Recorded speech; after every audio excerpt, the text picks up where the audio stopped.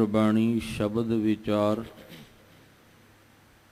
ਅੱਜ ਦੇ ਅੰਮ੍ਰਿਤਮਈ ਬਚਨਾਂ ਦਾ ਪਾਠ ਭਾਈ ਸਾਹਿਬ ਜੀ ਪਾਸੋਂ ਸਰਵਨ ਕੀਤਾ।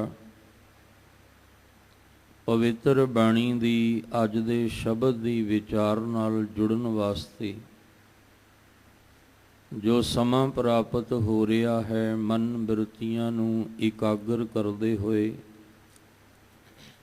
ਨਿਮਾਣੇ ਜੇ ਹੋ ਕੇ ਚਾਵਰ ਛਤਰ ਤਖਤ ਦੇ ਮਾਲਕ ਧੰਨ ਗੁਰੂ ਗ੍ਰੰਥ ਸਾਹਿਬ ਮਹਾਰਾਜ ਜੀ ਦੇ ਪਾਵਨ ਚਰਨਾਂ ਵਿੱਚ ਜੁੜਨ ਦਾ ਯਤਨ ਕਰੀਏ। ਸਤਿਗੁਰੂ ਜੀ ਅੱਜ ਦੇ ਸ਼ਬਦ ਰਾਹੀਂ ਜੋ ਸਾਨੂੰ ਮਨੁੱਖੀ ਦੁਨਿਆਵੀ ਜੀਵਾਂ ਨੂੰ ਸਮਝਾਉਣਾ ਚਾਹੁੰਦੇ ਹਨ, ਇੱਕ ਮਨ ਇੱਕ ਚਿੱਤ ਹੋ ਕੇ ਸਮਝਣ ਦਾ ਯਤਨ ਕਰੀਏ ਜੀ। ਵਾਹਿਗੁਰੂ ਸਾਹਿਬ ਜੀ। ਰਾਗ ਮਾਝ ਮਹੱਲਾ ਪੰਜਵਾਂ। ਸਾਰੁਤ ਸੁਹਾਵੀ ਜਿਤ ਤੁਧ ਸੰਭਾਲੀ, ਸੋ ਕੰਮ ਸੁਹੇਲਾ ਜੋ ਤੇਰੀ ਕਾਲੀ, ਸੋ ਰਿਦਾ ਸੁਹੇਲਾ ਜਿਤ ਹਿਰਦੈ ਤੂੰ ਵਠਾ, ਸਭਨਾ ਕੇ ਦਾਤਾਰਾ ਜੀਓ। ਸਤਿਗੁਰੂ ਗੁਰੂ ਪਾਤਸ਼ਾਹ ਜੀ ਦੇ ਪਾਵਨ ਚਰਨਾਂ ਵਿੱਚ ਜੁੜ ਬੈਠ ਕੇ ਰੋਜ਼ਾਨਾ ਆਪ ਜੀ ਗੁਰਬਾਣੀ ਸ਼ਬਦ ਵਿਚਾਰ ਦਾ ਲਾਹਾ ਪ੍ਰਾਪਤ ਕਰਦੇ ਆ ਰਹੇ ਹੋ। ਪੰਚਮ ਪਾਤਸ਼ਾਹ ਸ਼ਹੀਦਾਂ ਦੇ ਸਰਤਾਜ ਬਾਣੀ ਕੇ ਬੋਹਿਤ ਧੰਨ ਗੁਰੂ ਅਰਜਨ ਦੇਵ ਮਹਾਰਾਜ ਪਾਤਸ਼ਾਹ ਜੀ ਦਾ ਪਾਵਨ ਸ਼ਬਦ ਰਾਗ ਮਾਝ ਦੇ ਵਿੱਚ ਜੋ ਗੁਰੂ ਗ੍ਰੰਥ ਸਾਹਿਬ ਮਹਾਰਾਜ ਜੀ ਦੀ ਪਵਿੱਤਰ ਬਾਣੀ ਪਾਵਨ ਅੰਗ 97 ਦੇ ਉੱਪਰ ਸੁਭਾਏਮਾਨ ਹੈ।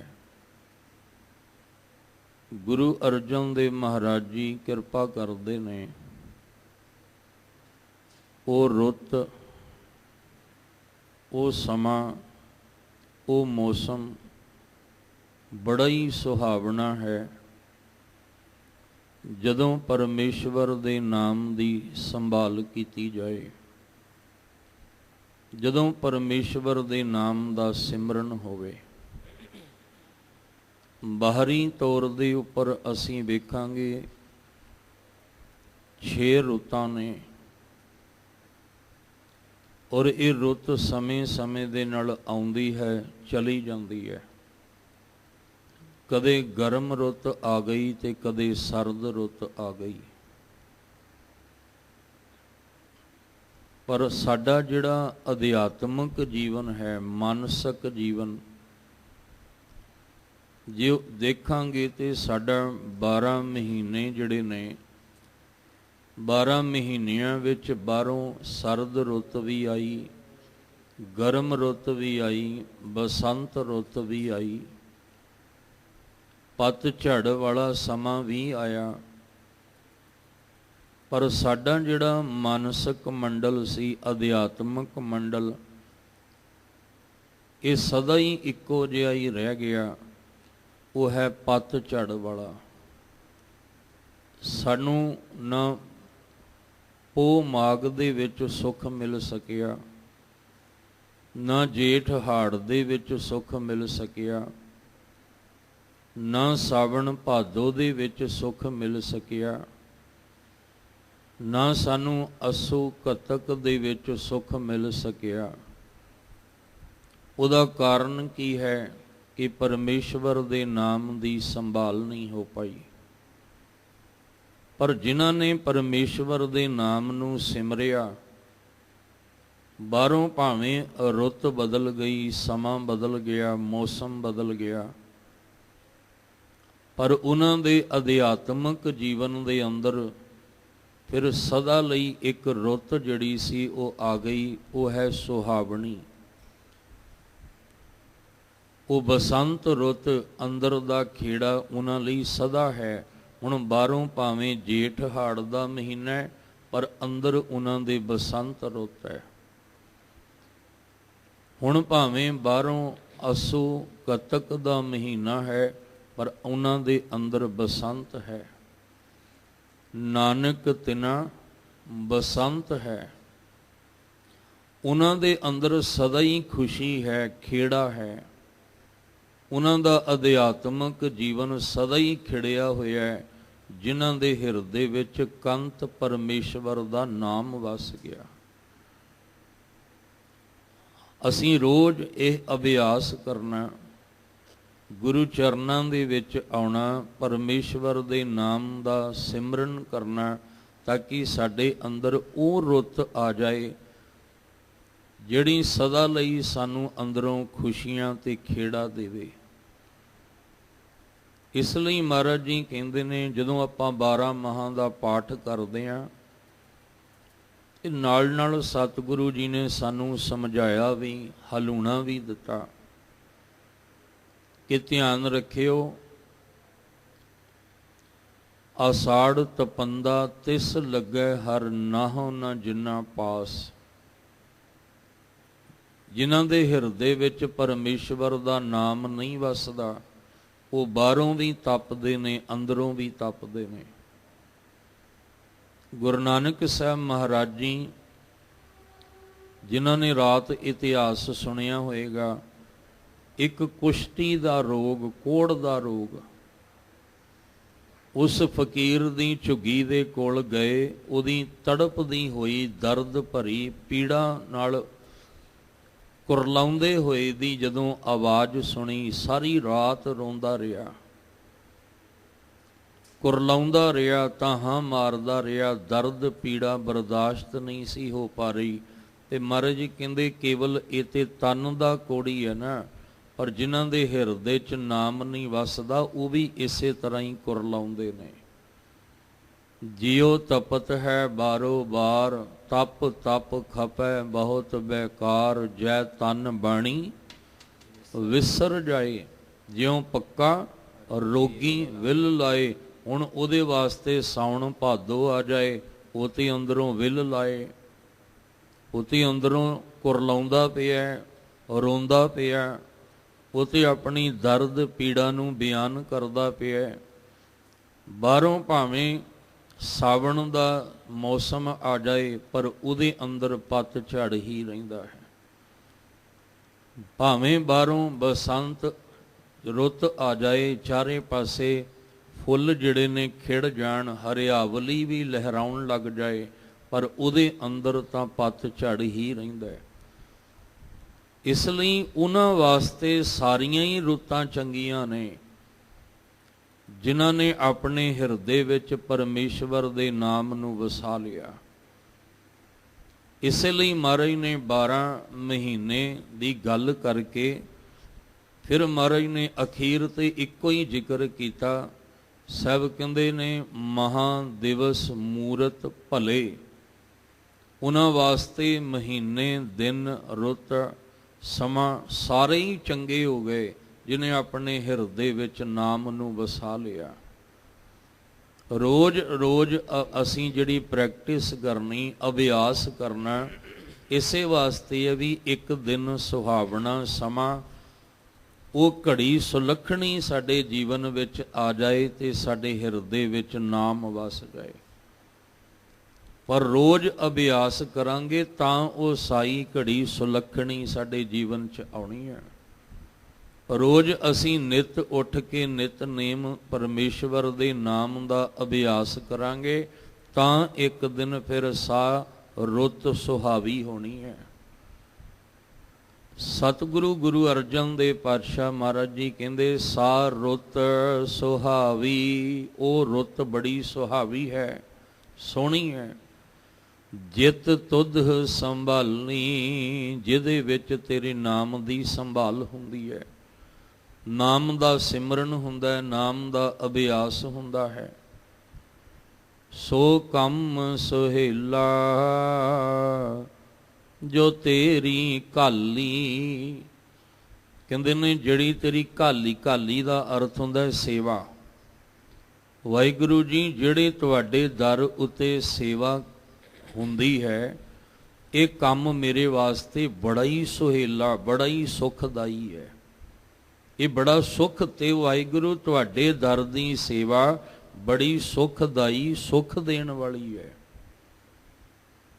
ਜੇ ਕਿਤੇ ਭਾਵਨਾ ਦੇ ਨਾਲ ਸੇਵਾ ਕੀਤੀ ਜਾਏ, ਇਹ ਵੀ ਧਿਆਨ ਵਿੱਚ ਰੱਖਣਾ ਵੀ ਜੇ ਭਾਵਨਾ ਵਿੱਚ ਭਿੱਜ ਕੇ ਸੇਵਾ ਹੁੰਦੀ ਆ ਨਾ, ਉਹਦੇ ਵਿੱਚ ਬੰਦਾ ਨਾ ਅੱਕਦਾ ਹੈ ਤੇ ਨਾ ਥੱਕਦਾ ਹੈ।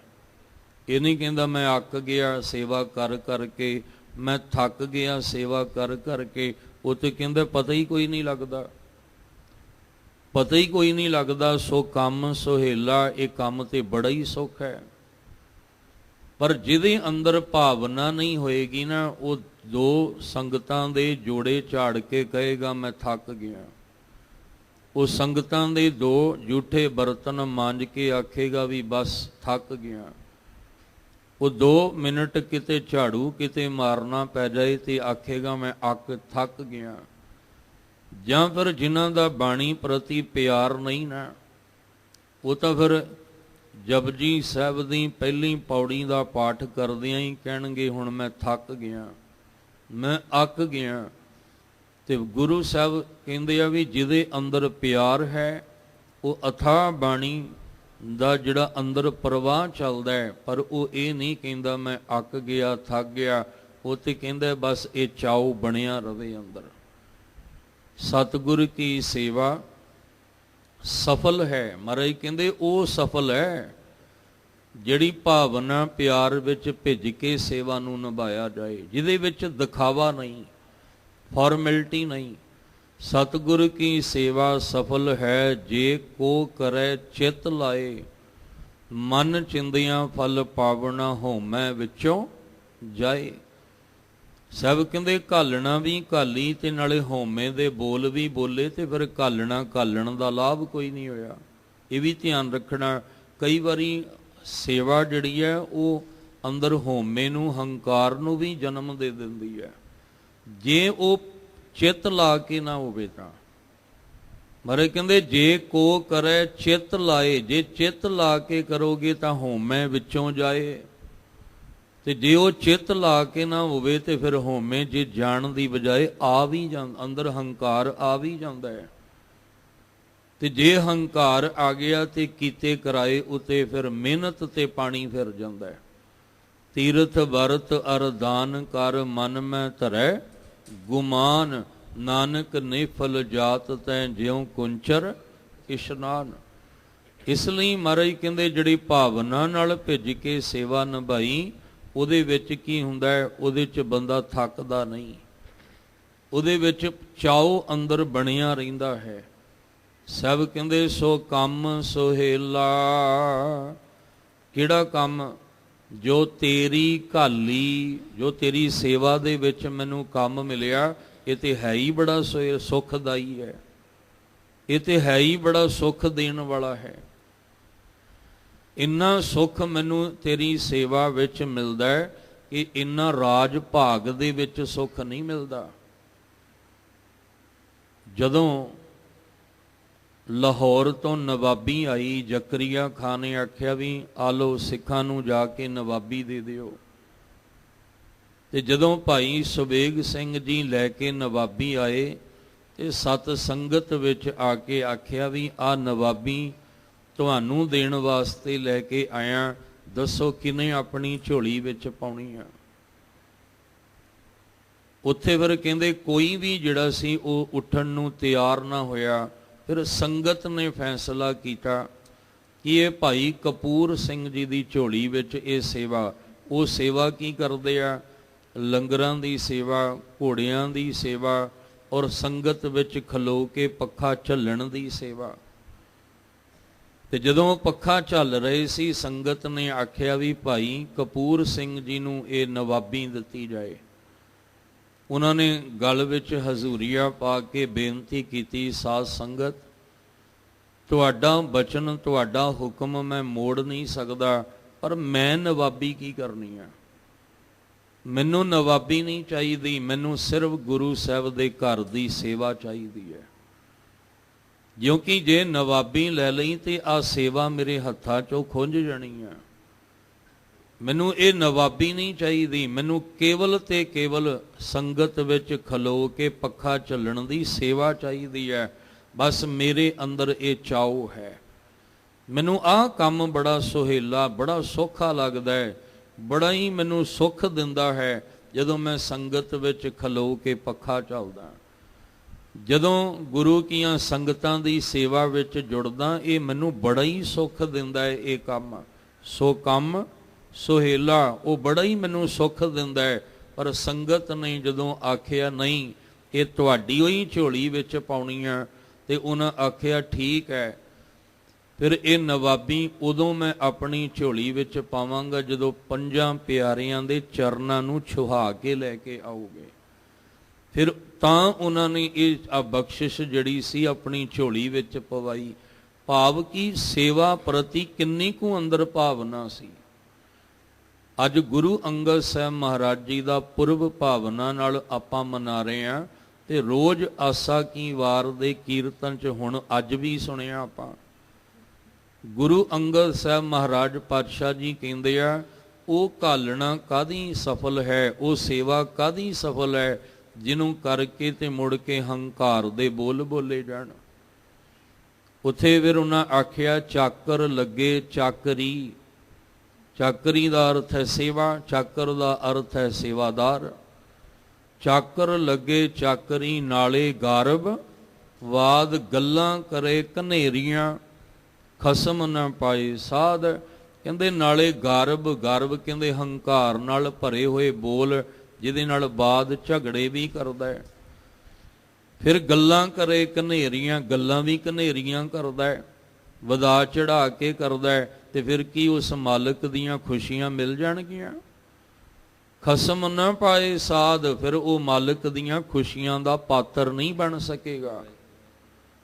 ਇਸ ਲਈ ਆਖਿਆ ਵੀ ਉਹ ਰੁੱਤ ਸੁਹਾਵਣੀ ਹੈ ਜਦੋਂ ਪਰਮੇਸ਼ਵਰ ਦੇ ਨਾਮ ਦਾ ਸਿਮਰਨ ਚੱਲਦਾ ਅੰਦਰ। ਉਹ ਕੰਮ ਬੜਾ ਸੌਖਾ ਹੈ ਜੋ ਤੇਰੀ ਘਾਲੀ, ਜੋ ਤੇਰੀ ਸੇਵਾ ਦੇ ਵਿੱਚ ਜੁੜ ਕੇ ਕੰਮ ਹੋਵੇ, ਉਹ ਬੜਾ ਹੀ ਕਹਿੰਦੇ ਨੇ ਸੁਖਦਾਈ ਹੈ, ਸੁਖ ਦੇਣ ਵਾਲਾ ਹੈ। ਸੋ ਰਿਦਾ ਸੁਹੇਲਾ, ਜਿਤ ਹਿਰਦੈ ਤੂੰ ਬੁੱਠਾ, ਸਭਨਾ ਕੇ ਦਾਤਾਰਾ ਜੀਓ। ਹੇ ਸਭਨਾ ਦੇ ਦਾਤਾਰ, ਸਭਨਾ ਦਾ ਅਰਥ ਪੂਰੀ ਸ੍ਰਿਸ਼ਟੀ ਦੇ ਵਿੱਚ ਰਹਿਣ ਵਾਲੇ ਜੀਵ ਆ ਗਏ। ਸਭਨਾ ਦਾ ਅਰਥ ਹੈ ਕੋਈ ਐਸਾ ਜੀਵ ਨਹੀਂ ਜਿਹੜਾ ਉਹਦੇ ਤੋਂ ਬਾਹਰ ਹੋਵੇ, ਉਹ ਸਾਰੇ ਹੀ ਸ੍ਰਿਸ਼ਟੀ ਤੇ ਰਹਿਣ ਵਾਲੇ ਜੀਆਂ ਦਾ ਦਾਤਾਰ ਹੈ। ਕੇਵਲ ਸ੍ਰਿਸ਼ਟੀ ਨਹੀਂ, ਇਸ ਸ੍ਰਿਸ਼ਟੀ ਦੇ ਹੇਠਾਂ ਵੀ ਜਿੰਨੇ ਜੀਵ ਰਹਿੰਦੇ ਆ ਉਹਨਾਂ ਦਾ ਦਾਤਾਰ ਵੀ ਉਹੀ ਹੈ। ਜਿੰਨੇ ਜੀਵ ਪਾਣੀ ਵਿੱਚ ਰਹਿੰਦੇ ਆ, ਪੱਥਰ ਵਿੱਚ ਰਹਿੰਦੇ ਆ, ਭਾਵੇਂ ਆਸਮਾਨ ਤੇ ਉਡਾਰੀਆਂ ਲਾਉਂਦੇ ਆ, ਸਭਨਾਂ ਦਾ ਦਾਤਾਰ ਇੱਕੋ ਹੀ ਹੈ। ਜੇ ਪੱਥਰ ਵਿੱਚ ਵੀ ਕੀੜਾ ਹੈ ਤੇ ਉਸ ਕੀੜੇ ਦਾ ਦਾਤਾਰ ਵੀ ਉਹ ਆਪ ਹੈ। ਸੈਲ ਪੱਥਰ ਮੈਂ ਜੰਤ ਉਪਾਏ, ਤਾਂ ਕਾ ਰਿਜ਼ਕ ਆਗੇ ਕਰ ਧਰਿਆ। ਜੇ ਸੈਲ ਵਿੱਚ, ਪੱਥਰ ਵਿੱਚ, ਪਹਾੜ ਦੇ ਵਿੱਚ ਕੋਈ ਜੀਵ ਹੈ ਤੇ ਉਸ ਜੀਵ ਦਾ ਦਾਤਾਰ ਵੀ ਉਹ ਆਪ ਹੈ। ਇਹ ਸਭਨਾਂ ਦੇ ਦਾਤਾਰ ਵਾਹਿਗੁਰੂ ਜੀ, ਉਹ ਹਿਰਦਾ ਬੜਾ ਹੀ ਸੁਖਦਾਈ ਹੁੰਦਾ ਹੈ। ਰਿਦਾ, ਰਿਦਾ ਕਹਿੰਦੇ ਹਿਰਦਾ, ਉਹ ਹਿਰਦਾ ਬੜਾ ਹੀ ਸੁੱਖ ਨਾਲ ਭਰਿਆ ਹੁੰਦਾ ਹੈ। ਜਿਤ ਹਿਰਦੈ ਤੂੰ ਬੁੱਠਾ, ਬੁੱਠਾ ਦਾ ਅਰਥ ਹੁੰਦਾ ਹੈ ਵਸਣਾ। ਜਿਸ ਹਿਰਦੇ ਵਿੱਚ ਤੁਸੀਂ ਵਸ ਗਏ, ਜਾਂ ਜਿਨ੍ਹਾਂ ਦੇ ਹਿਰਦਿਆਂ ਵਿੱਚ ਤੁਹਾਡਾ ਨਾਮ ਵਸ ਗਿਆ, ਜਿਨ੍ਹਾਂ ਦੇ ਹਿਰਦਿਆਂ 'ਚ ਤੁਹਾਡਾ ਨਾਮ ਵਸ ਗਿਆ, ਉਹ ਹਿਰਦਾ ਸੁਖਦਾਈ ਹੋ ਜਾਂਦਾ ਹੈ। ਹੇ ਸਭਨਾਂ ਦੇ ਦਾਤਾਰ ਜੀ, ਜਿਹੜੇ ਤੁਹਾਡੀ ਸੇਵਾ ਵਿੱਚ ਲੱਗੇ, ਉਹਨਾਂ ਨੂੰ ਜਿਹੜਾ ਸੇਵਾ ਵਿੱਚ ਕੰਮ ਦੇ ਦਿਓ, ਉਹਨਾਂ ਨੂੰ ਸੌਖਾ ਲੱਗਦਾ ਹੈ, ਸੁੱਖ ਮਿਲਦਾ ਹੈ ਉਹਦੇ ਵਿੱਚ। ਤੇ ਜਿਹੜੀ ਪਰਮੇਸ਼ਵਰ ਦੇ ਨਾਮ ਦੀ ਕਮਾਈ ਕਰਦੇ ਆ, ਅੰਦਰ ਹਿਰਦੇ 'ਚ ਨਾਮ ਵਸ ਜਾਏ, ਉਹਨਾਂ ਵਾਸਤੇ ਉਹ ਰੁੱਤ, ਉਹ ਸਮਾਂ, ਜਿਹੜਾ ਉਹ ਸੁਹਾਵਣਾ ਹੋ ਜਾਂਦਾ ਹੈ। ਤੂੰ ਸਾਂਝਾ ਸਾਹਿਬ ਬਾਪ ਹਮਾਰਾ, ਨੌ ਨਿਦ ਤੇਰੇ ਅਖੁੱਟ ਭੰਡਾਰਾ। ਜਿਸ ਤੂੰ ਦੇਹ ਸੋ ਤ੍ਰਿਪਤ ਅਗਾਵੈ, ਸੋਈ ਭਗਤ ਤੁਮਾਰਾ ਜੀਓ। ਧੰਨ ਗੁਰੂ ਅਰਜਨ ਦੇਵ ਮਹਾਰਾਜ ਜੀ ਅੱਜ ਦੇ ਸ਼ਬਦ ਦੇ ਦੂਸਰੇ ਪਦੇ ਵਿੱਚ ਕਿਰਪਾ ਕਰਦੇ, ਤੂੰ ਸਾਂਝਾ ਸਾਹਿਬ ਬਾਪ ਹਮਾਰਾ। ਜੇ ਕਿਤੇ ਹਰ ਇੱਕ ਪ੍ਰਾਣੀ ਨੂੰ ਇਹ ਗੱਲ ਸਮਝ ਆ ਜਾਏ ਤੇ ਸਾਡੇ ਝਗੜੇ ਮੁੱਕ ਜਾਣ, ਸਾਡੀਆਂ ਲੜਾਈਆਂ ਮੁੱਕ ਜਾਣ। ਧਰਮ ਦੇ ਨਾਮ ਉੱਤੇ ਜਿਹੜੀ ਨਫ਼ਰਤ ਫੈਲਾਈ ਜਾ ਰਹੀ ਹੈ, ਇਹ ਨਫ਼ਰਤ ਖਤਮ ਹੋ ਜਾਏ।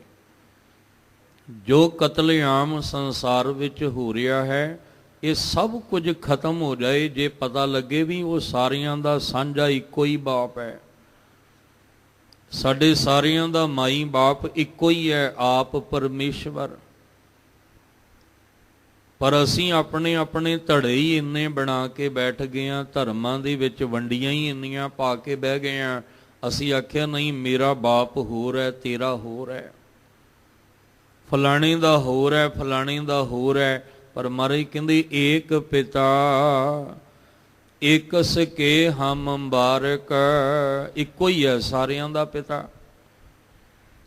ਪੂਰੀ ਦੀ ਪੂਰੀ ਦੁਨੀਆ, ਆਲ ਵਰਲਡ ਦੇ ਵਿੱਚ ਜਿੰਨੇ ਵੀ ਪ੍ਰਾਣੀ ਰਹਿੰਦੇ ਆ, ਭਾਵੇਂ ਉਹ ਹਿੰਦੁਸਤਾਨੀ ਆ, ਪਾਕਿਸਤਾਨੀ ਆ, ਅਮਰੀਕਨ ਨੇ, ਕੈਨੇਡੀਅਨ ਨੇ, ਭਾਵੇਂ ਉਹ ਜਰਮਨ ਵਿੱਚ ਵਸਦੇ ਆ, ਭਾਵੇਂ ਉਹ ਕੋਈ ਵੀ ਭਾਸ਼ਾ ਬੋਲੀ ਬੋਲਦੇ ਆ, ਸਾਰਿਆਂ ਦਾ ਮਾਈ ਬਾਪ ਇੱਕੋ ਹੀ ਹੈ। ਇੱਕ ਹੀ ਪਿਤਾ ਹੈ ਸਾਡੇ ਸਾਰਿਆਂ ਦਾ, ਪਰ ਇਹ ਗੱਲ ਸਾਨੂੰ ਸਮਝ ਨਹੀਂ ਆ ਰਹੀ। ਇਸੇ ਲਈ ਕਿਸੇ ਵਿਦਵਾਨ ਨੇ ਆਖਿਆ ਸੀ ਕਿ ਜਿਸ ਦਿਨ ਤੁਹਾਨੂੰ ਗੁਰੂ ਗ੍ਰੰਥ ਸਾਹਿਬ ਜੀ ਦੀ ਸਮਝ ਆ ਗਈ ਨਾ, ਉਸ ਦਿਨ ਤੁਹਾਨੂੰ ਸਾਂਝੇ ਬਾਪ ਦੀ ਵੀ ਸਮਝ ਆ ਜਾਏਗੀ। ਉਸ ਦਿਨ ਪਤਾ ਲੱਗ ਜਾਏਗਾ ਵੀ ਹਰ ਜੀ ਮਾਤਾ, ਹਰ ਜੀ ਪਿਤਾ, ਹਰ ਜੀਓ ਪ੍ਰਤਪਾਲਕ, ਇੱਕੋ ਹੀ ਪਾਲਣਾ ਕਰਨ ਵਾਲਾ, ਇੱਕੋ ਹੀ ਮਾਂ, ਇੱਕੋ ਹੀ ਪਿਤਾ ਹੈ। ਪਰ ਹਜੇ ਸਾਨੂੰ ਗੁਰੂ ਗ੍ਰੰਥ ਸਾਹਿਬ ਦੀ ਸਮਝ ਨਹੀਂ ਆ ਰਹੀ, ਜਾਂ ਸਮਝਾ ਨਹੀਂ ਪਾ ਰਹੇ ਆ। ਭਗਤ ਸਹਿਬਾਨ ਵੀ ਇਹੀ ਸਮਝਾਉਂਦੇ ਰਹੇ, ਗੁਰੂ ਸਾਹਿਬਾਨ ਸਮਝਾਉਂਦੇ ਨੇ, ਸਮਝਾ ਵੀ ਰਹੇ ਨੇ। ਅਵਲ ਅੱਲਾ ਨੂਰ ਉਪਾਇਆ, ਕੁਦਰਤ ਕੇ ਸਭ ਬੰਦੇ, ਏਕ ਨੂਰ ਤੇ ਸਭ ਜਗ ਉਪਜਿਆ, ਕੌਣ ਭਲੇ ਕੌਣ ਮੰਦੇ। ਸਾਰੇ ਆਪਾਂ ਇੱਕੋ ਹੀ ਨੂਰ ਤੋਂ ਪੈਦਾ ਹੋਏ ਆ, ਪਰਮ ਜੋਤ ਤੋਂ ਹੀ। ਇਹ ਜਿੰਨੀ ਵੀ ਸਾਡੇ ਹਿਰਦਿਆਂ ਵਿੱਚ ਜੋਤ ਹੈ, ਇਹ ਉਸ ਪਰਮ ਪਿਤਾ ਪਰਮੇਸ਼ਵਰ ਦੀ ਰੱਬੀ ਜੋਤ ਕਰਕੇ ਹੈ। ਇੱਕ ਦੀਵੇ ਤੋਂ ਹਜ਼ਾਰਾਂ ਦੀਵੇ, ਹਜ਼ਾਰਾਂ ਤੋਂ ਕਰੋੜਾਂ ਦੀਵੇ ਜਗਦੇ ਆ। ਇਹ ਪਰਮ ਜੋਤ ਤੋਂ ਸਭ ਮੈਂ ਜੋਤ, ਜੋਤ ਹੈ ਸੋਏ ਤਿਸ ਦੇ ਚਾਨਣ, ਸਭ ਮੈਂ ਚਾਨਣ ਹੋਏ। ਉਹ ਅਸੀਂ ਰੱਬੀ ਜੋਤ ਨੂੰ ਹੀ ਨਹੀਂ ਸਮਝ ਪਾ ਰਹੇ। ਗੱਲਾਂ ਆਪਾਂ ਸਾਰੇ ਹੀ ਰੱਬ ਦੀਆਂ ਕਰਦੇ ਹਾਂ, ਸਾਰੇ ਹੀ, ਪਰ ਰੱਬ ਨੂੰ ਸਮਝਣਾ ਕੋਈ ਵੀ ਨਹੀਂ ਚਾਹੁੰਦਾ। ਰੱਬ ਜੀ ਕੋਲੋਂ ਸਾਰੇ ਹੀ ਬਖਸ਼ਿਸ਼ਾਂ ਲੈਣਾ ਚਾਹੁੰਦੇ ਆ, ਪਰ ਰੱਬ ਜੀ ਨੂੰ ਮਿਲਣਾ ਕੋਈ ਵੀ ਨਹੀਂ ਚਾਹੁੰਦਾ, ਕਿਉਂਕਿ ਨਫ਼ਰਤ ਨਾਲ ਭਰੇ ਪਏ ਆ। ਹੁਣ ਚਲੋ ਜੇ ਰੱਬ ਜੀ ਮਿਲ ਗਏ ਤੇ ਫਿਰ ਵੰਡੀਆਂ ਕਿਵੇਂ ਪਾਵਾਂਗੇ, ਕਿਵੇਂ ਵੰਡਾਂਗੇ? ਅਸੀਂ ਧਰਤੀ ਤੇ ਸਾਡਾ ਜ਼ੋਰ ਚੱਲ, ਅਸੀਂ ਧਰਤੀ ਦੇ ਵਾਸੀ ਆ ਨਾ, ਤੇ ਸਾਡਾ ਧਰਤੀ ਤੇ ਜ਼ੋਰ ਚੱਲਦਾ। ਲਕੀਰ ਖਿੱਚ ਕੇ ਕਹਿੰਦੇ ਆ ਤੂੰ ਇਹ ਲਕੀਰ ਟੱਪ ਕੇ ਵਿਖਾਈ। ਅਸੀਂ ਬਾਰਡਰ ਬਣਾ ਦਿੱਤੇ ਤੇ ਆਖਿਆ ਵੀ ਸਾਡੇ ਮੁਲਕ ਦੀ ਫੌਜ ਖੜੇਗੀ ਇੱਥੇ, ਤੁਹਾਡੇ ਦੀ ਉੱਥੇ। ਹੁਣ ਇੱਕ ਦੂਜੇ ਦੇ ਮੁਲਕ ਵਿੱਚ ਆ ਕੇ ਵੇਖਿਓ, ਧਰਤੀ ਤੇ ਸਾਡਾ ਜ਼ੋਰ ਚੱਲਦਾ। ਇੱਕ ਘਰ ਵਿੱਚ ਅਸੀਂ ਦੀਵਾਰ ਖੜੀ ਕਰਕੇ ਕਹਿ ਦਿੰਦੇ ਹਾਂ ਇਹ ਤੁਹਾਡੀ ਜਗ੍ਹਾ, ਇਹ ਸਾਡੀ ਹੈ, ਨਾ ਤੁਸੀਂ ਸਾਡੇ ਆਇਓ ਨਾ ਅਸੀਂ ਤੁਹਾਡੇ। ਜ਼ੋਰ ਚੱਲਦਾ ਹੈ। ਪਰ ਉਹ ਜਿਹੜਾ ਸੂਰਜ ਰੋਸ਼ਨੀ ਦੇ ਰਿਹਾ, ਉਹਨੇ ਤੇ ਦੋਵਾਂ ਘਰਾਂ 'ਚ ਹੀ ਦੇਣੀ ਹੈ। ਜਿਹੜਾ ਸੂਰਜ ਰੋਸ਼ਨੀ ਦੇ ਰਿਹਾ, ਉਹਨੇ ਤੇ ਸਾਰੇ ਮੁਲਕਾਂ ਤੇ ਦੇਣੀ ਹੈ। ਉਹਨੂੰ ਕਿਵੇਂ ਆਪਾਂ ਵੰਡ ਦਿਆਂਗੇ ਵੀ ਹਾਂ ਆਹ ਸੂਰਜ ਦੀ ਰੋਸ਼ਨੀ ਕੇਵਲ ਹਿੰਦੁਸਤਾਨ ਤੇ ਹੀ ਪੈਣੀ ਚਾਹੀਦੀ ਹੈ, ਇਹ ਸੂਰਜ ਦੀ ਰੋਸ਼ਨੀ ਕੇਵਲ ਪਾਕਿਸਤਾਨ ਵੱਲ ਹੀ ਹੋਣੀ ਚਾਹੀਦੀ, ਇੱਧਰ ਨਹੀਂ ਆਉਣੀ ਚਾਹੀਦੀ। ਇਹ ਕੇਵਲ ਸੂਰਜ ਦੀ ਰੋਸ਼ਨੀ ਅਮਰੀਕਾ ਵਾਲਿਆਂ ਕੋਲ ਹੀ ਹੋਣੀ ਚਾਹੀਦੀ ਹੈ, ਜਰਮਨ ਵਾਲੇ ਕੋਲ ਨਹੀਂ ਹੋਣੀ ਚਾਹੀਦੀ। ਅਸੀਂ ਜ਼ੋਰ ਵੀ ਲਾ ਲਾਂਗੇ ਤਾਂ ਵੀ ਇਹ ਨਹੀਂ ਹੋ ਸਕਦਾ, ਕਿਉਂਕਿ ਇੱਥੇ ਆ ਕੇ ਸਾਡੇ ਹੱਥ ਜੁੜ ਜਾਣੇ ਆ। ਅਸਾਂ ਜ਼ੋਰ ਨਹੀਂ, ਜੇ ਕਿਛ ਕਰ ਹਮ ਸਾਕੈ ਜਿਉ ਭਾਵੈ ਤਿਵੇਂ ਬਖਸ਼।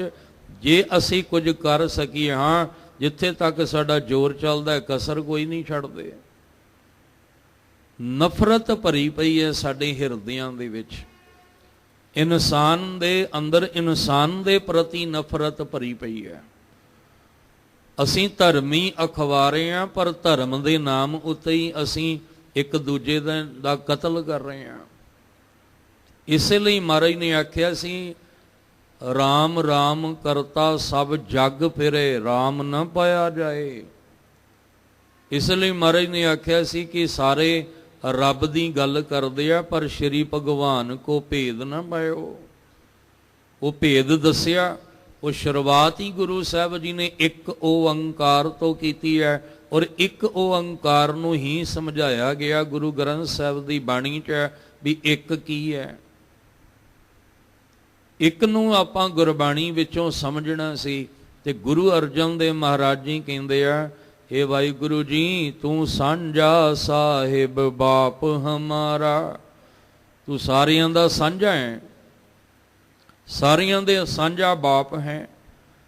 ਨੌ ਨਿਧ ਤੇਰੇ ਅਖੁੱਟ ਭੰਡਾਰਾ, ਜਿਹੜੇ ਤੁਹਾਡੇ ਕੋਲ ਖਜ਼ਾਨੇ ਨੇ ਸਫਲਤਾ ਦੇ, ਅਖੁੱਟ ਕਦੇ ਵੀ ਨਾ ਮੁੱਕਣ ਵਾਲਾ ਭੰਡਾਰਾ ਖਜ਼ਾਨਾ ਭਰਿਆ ਪਿਆ। ਦੁਨੀਆ ਦੇ ਖਜ਼ਾਨੇ ਖਾਲੀ ਹੋ ਜਾਂਦੇ ਆ, ਪਰ ਆਹ ਖਜ਼ਾਨਾ ਕਦੇ ਖਾਲੀ ਨਹੀਂ ਹੁੰਦਾ। ਇਹ ਕਦੇ ਨਹੀਂ ਜਿਹੜਾ ਮੁੱਕਦਾ ਹੈ। ਅਸੀਂ ਆਖ ਰਹੇ ਹਾਂ, ਮੰਗ ਰਹੇ ਹਾਂ, ਉਹ ਦੇ ਰਿਹਾ, ਦਈ ਜਾ ਰਿਹਾ। ਅਸੀਂ ਥੱਕ ਰਹੇ ਹਾਂ, ਜ਼ਿੰਦਗੀ ਦਾ ਸਮਾਂ ਮੁੱਕ ਰਿਹਾ, ਪਰ ਉਹਦੇ ਖਜ਼ਾਨੇ ਨਹੀਂ ਮੁੱਕ ਰਹੇ। ਅਸੀਂ ਆਖੈ ਮੰਗਹਿ ਦੇ ਦੇ ਦਾਤ ਕਰੇ ਦਾਤਾਰ, ਅਸੀਂ ਮੰਗ ਰਹੇ ਹਾਂ, ਉਹ ਦੇ ਰਿਹਾ। ਦੱਦਾ ਦਾਤਾ ਏਕ ਹੈ ਸਭ ਕੋ ਦੇਵਨਹਾਰ, ਦਿੰਦੇ ਟੋਟ ਨ ਆਵਈ ਆਗਨਤ ਭਰੇ ਭੰਡਾਰ। ਨੌ ਨਦੀਆਂ ਦੇ ਖਜ਼ਾਨੇ ਨੇ ਮਾਲਕ ਦੇ ਕੋਲ, ਜਿਹੜੇ ਅਖੁੱਟ ਨੇ, ਕਦੇ ਨਾ ਮੁੱਕਣ ਵਾਲੇ। ਉਹ ਭੰਡਾਰਾ ਖਜ਼ਾਨਾ ਹੈ।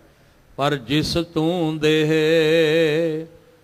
ਸੋ ਤ੍ਰਿਪਤ ਅਘਾਵੈ, ਇਹ ਖਜ਼ਾਨਾ ਤੁਸੀਂ ਜਿਹਨੂੰ ਨਾਮ ਦਾ ਦਿੰਦੇ ਹੋ, ਉਹੀ ਤ੍ਰਿਪਤ ਹੁੰਦਾ ਹੈ।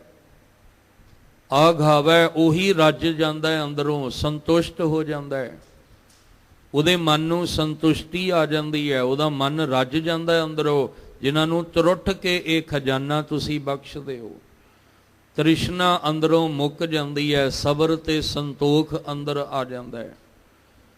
ਉਹ ਸਬਰ ਤੇ ਸੰਤੋਖ ਵਾਲੇ ਬਣ ਜਾਂਦੇ ਨੇ ਮਾਲਕ ਜੀ, ਜਿਨ੍ਹਾਂ ਨੂੰ ਤਰੁੱਠ ਕੇ ਤੁਸੀਂ ਇਹ ਖਜ਼ਾਨੇ, ਇਹ ਨਾਮ ਦੇ ਖਜ਼ਾਨੇ ਬਖਸ਼ਦੇ ਹੋ। ਤੇ ਜਿਹੜੇ ਅੰਦਰੋਂ ਆਘਾਵੈ, ਜਿਹੜੇ ਅੰਦਰੋਂ ਰੱਜ ਗਏ, ਤ੍ਰਿਪਤ ਹੋ ਗਏ, ਸੋਈ ਭਗਤ ਤੁਮਾਰਾ ਜੀਓ, ਉਹੀ ਮਾਲਕ ਜੀ ਤੁਹਾਡਾ ਭਗਤ ਹੈ।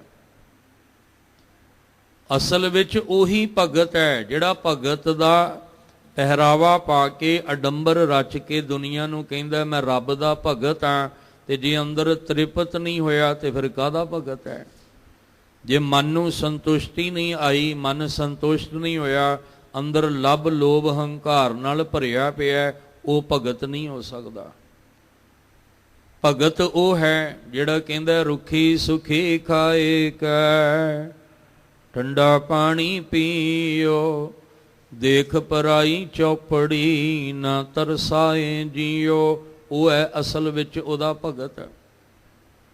ਇਸ ਲਈ ਸਾਹਿਬ ਜੀ ਕਹਿੰਦੇ ਆ ਵੀ ਉਹ ਸੋਈ ਭਗਤ ਤੁਮਾਰਾ ਜੀਓ, ਹੇ ਸਾਂਝਾ ਬਾਪ, ਹੇ ਪਰਮ ਪਿਤਾ ਪਰਮੇਸ਼ਵਰ ਜੀ, ਜਿਨ੍ਹਾਂ ਨੂੰ ਤੁਸੀਂ ਤਰੁੱਟ ਕੇ ਆਪਣੇ ਭੰਡਾਰੇ ਖਜ਼ਾਨੇ ਵਿੱਚੋਂ ਨਾਮ ਦੀਆਂ ਬਖਸ਼ਿਸ਼ਾਂ ਦਿੱਤੀਆਂ, ਉਹ ਤ੍ਰਿਪਤ ਹੋ ਗਏ, ਸੰਤੁਸ਼ਟ ਹੋ ਗਏ, ਤੇ ਉਹੀ ਤੁਹਾਡੇ ਭਗਤ ਅਖਾਉਣ ਦੇ ਯੋਗ ਹਨ। ਸਭ ਕੋ ਆਸੈ ਤੇਰੀ ਬੈਠਾ, ਘਟ ਘਟ ਅੰਤਰ ਤੂੰ ਹੈ ਉਠਾ, ਸਭੇ ਸਾਂਝੀ ਵਾਲ ਸਦਾਇਨ, ਤੂੰ ਕਿਸੈ ਨਾ ਦਿਸਹਿ ਬਾਹਰਾ ਜੀਓ। ਇਹ ਜਿਹੜੇ ਪਾਵਨ ਬਚਨ ਨੇ ਫਿਰ ਇੱਕ ਵਾਰੀ ਦੁਹਰਾਦੇ ਆਂ ਜੀ, ਹਰ ਇੱਕ ਦੇ ਹਿਰਦੇ 'ਚ ਵਸ ਜਾਣਾ। ਤੇ ਜਿੰਨੇ ਵੀ ਅੱਜ ਸੰਸਾਰ ਵਿੱਚ ਆਪਾਂ ਝਗੜੇ ਵੇਖਦੇ ਹਾਂ ਸਭ ਮੁੱਕ ਜਾਣਗੇ। ਜਿੰਨੇ ਵੀ ਕੋਰਟ ਕਚਹਿਰੀਆਂ ਵਿੱਚ ਅਸੀਂ ਜਾ ਰਹੇ ਹਾਂ ਆਪਣੇ ਹੀ ਆਪਣਿਆਂ ਦੇ ਖਿਲਾਫ ਸਭ ਖਤਮ ਹੋ ਜਾਣਗੇ ਜੇ ਇਹ ਪਾਵਨ ਪੰਕਤੀਆਂ ਨੂੰ ਸਾਨੂੰ ਕਮਾਉਣ ਦੀ ਜਾਚ ਆ ਜਾਏ ਤਾਂ।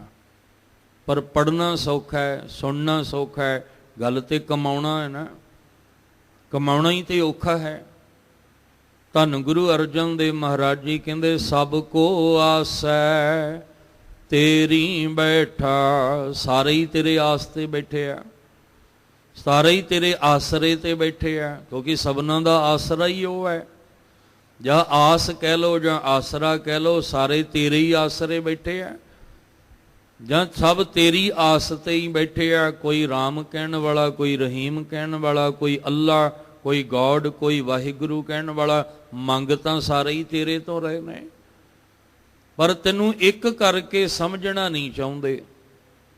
ਹਰ ਧਰਮ ਦੇ ਲੋਕ ਕਹਿੰਦੇ ਆ ਨਹੀਂ ਰੱਬ ਸਾਡਾ ਹੀ ਹੈ, ਉਹ ਕਹਿੰਦੇ ਨਹੀਂ ਰੱਬ ਸਾਡਾ ਹੀ ਹੈ, ਉਹ ਕਹਿੰਦੇ ਰੱਬ ਸਾਡਾ ਹੀ ਹੈ। ਸਾਰੇ ਤੇਰੇ ਆਸ ਤੇ ਬੈਠੇ ਆ, ਪਰ ਤੈਨੂੰ ਇੱਕ ਕਰਕੇ ਨਹੀਂ ਜਾਣਨਾ ਚਾਹੁੰਦੇ, ਇੱਕ ਕਰਕੇ ਨਹੀਂ ਸਮਝਣਾ ਚਾਹੁੰਦੇ ਵੀ ਉਹ ਅਕਾਲ ਪੁਰਖ ਇੱਕ ਹੀ ਹੈ। ਕੋਈ ਬੋਲੇ ਰਾਮ ਰਾਮ, ਕੋਈ ਖੁਦਾਏ, ਕੋਈ ਸੇਵੈ ਗੋਸਾਈਆਂ, ਕੋਈ ਅੱਲਾ ਹੈ। ਕੋਈ ਅੱਲਾ ਕਹਿ ਲੈ ਤਾਂ ਵੀ ਉਹ ਇੱਕ ਹੈ, ਉਹ ਰਾਮ ਕਹਿ ਲੈ ਤਾਂ ਵੀ ਉਹ ਇੱਕ ਹੈ, ਉਹਨੂੰ ਵਾਹਿਗੁਰੂ ਕਹਿ ਲਓ ਤਾਂ ਵੀ ਉਹ ਇੱਕ ਹੈ।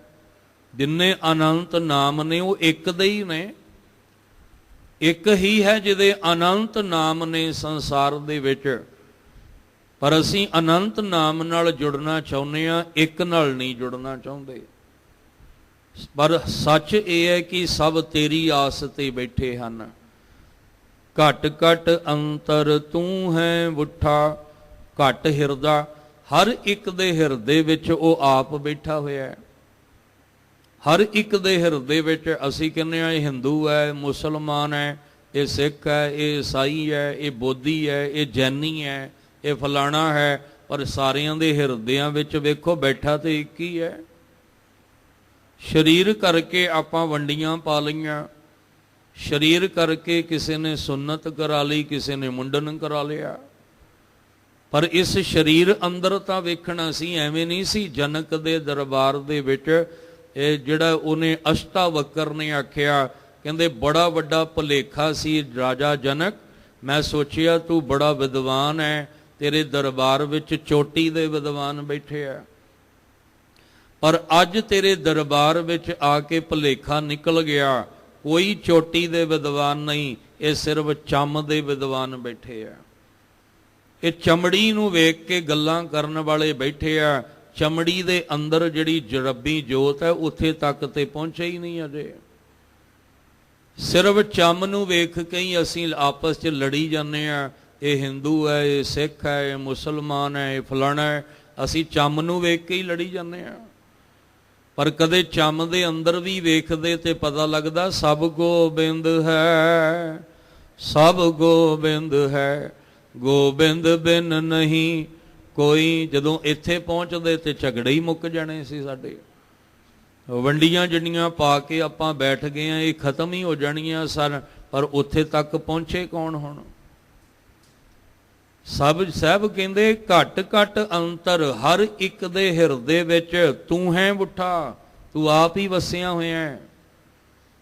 ਘਟ ਘਟ ਮੈਂ ਹਰ ਜੂ ਵਸੈ ਸੰਤਨ ਕਹਿਓ ਪੁਕਾਰ। ਪੁਕਾਰ ਪੁਕਾਰ ਕੇ ਕਹਿੰਦੇ ਆ ਭਾਈ ਹਰ ਇੱਕ ਦੇ ਹਿਰਦੇ ਵਿੱਚ ਆਪ ਮਾਲਕ ਬੈਠਾ ਹੋਇਆ ਹੈ, ਕਰਤਾ ਪੁਰਖ ਬੈਠਾ ਹੋਇਆ ਹੈ।